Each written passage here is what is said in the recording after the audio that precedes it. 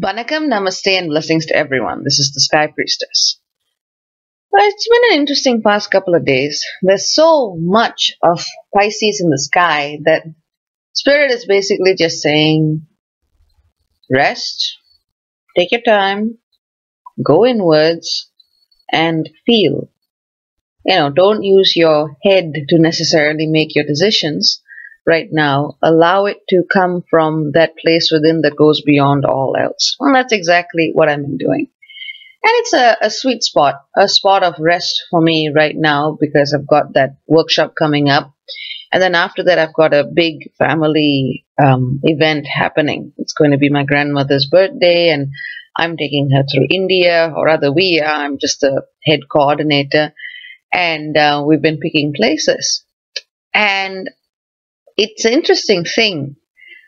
We were supposed to go to Rishikesh, and something in me just said no. I didn't know why. I'd never been there before. And, we've got to understand she's in a wheelchair, and it's hard to coordinate these logistics anywhere in India. That something in me just went, mm-mm. So we changed the plan. And we're going to be taking her through some other extremely potent sites, but ones that she can actually handle.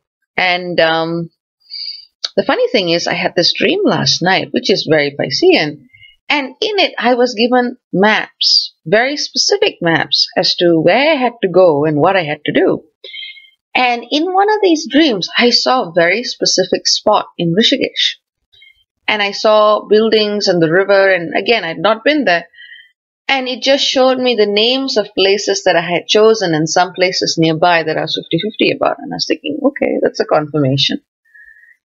And yesterday, a friend of mine who has just arrived in Rishikesh posts a picture in response to one of my comments.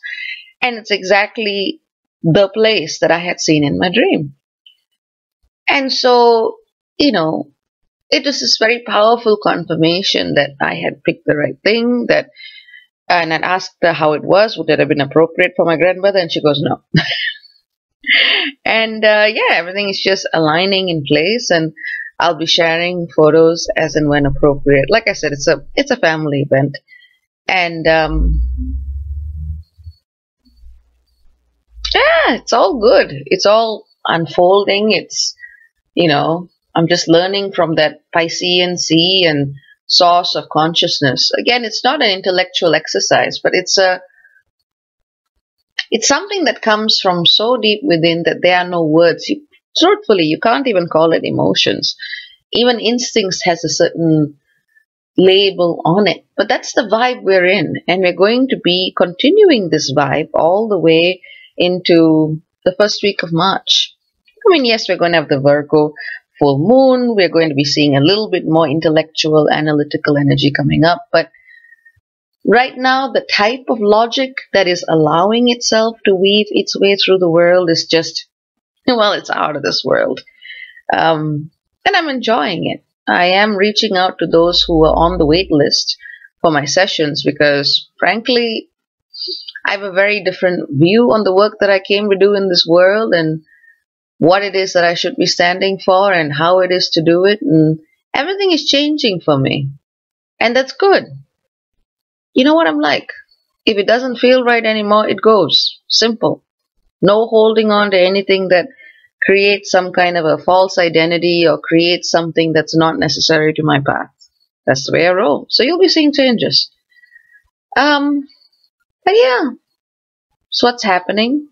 Going with the flow, chilling with that Piscean vibe, getting a lot of logistical thing done, but it's a huge trip. But just allowing that deeper inner knowing to ooze through all things. I'm leaving the US basically like just before the end of February, so my time here has come to an end. I don't know when I'll be back. I've met some incredible human beings here, and for that I am deeply grateful. And